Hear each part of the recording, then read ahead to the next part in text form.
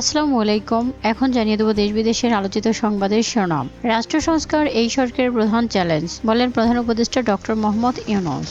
যুক্তরাষ্ট্রের সঙ্গে গোপনে আঁতাত করেছে ইরান। ট্রাম্পকে হত্যা চেষ্টা চালানোর দায় চাপিয়ে দেওয়া হয়েছে ইরানের উপর। তবে লিখিত দিয়েছে ইরান ট্রাম্পকে হত্যা চেষ্টায় তারা জড়িত নয় এবং ভবিষ্যতেও এ ধরনের কাজে তারা জড়িত হবে না।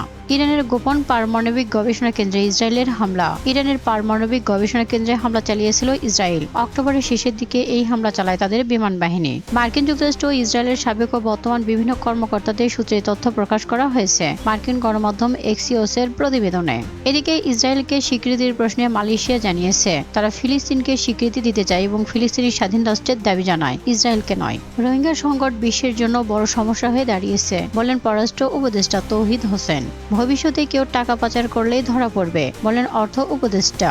বাচ্চারা জীবন দেয় আর মুরব্বীরা পথ ভাগাভাগি করেন, বলেন সমন্বয়ক হাসনাত আব্দুল্লাহ।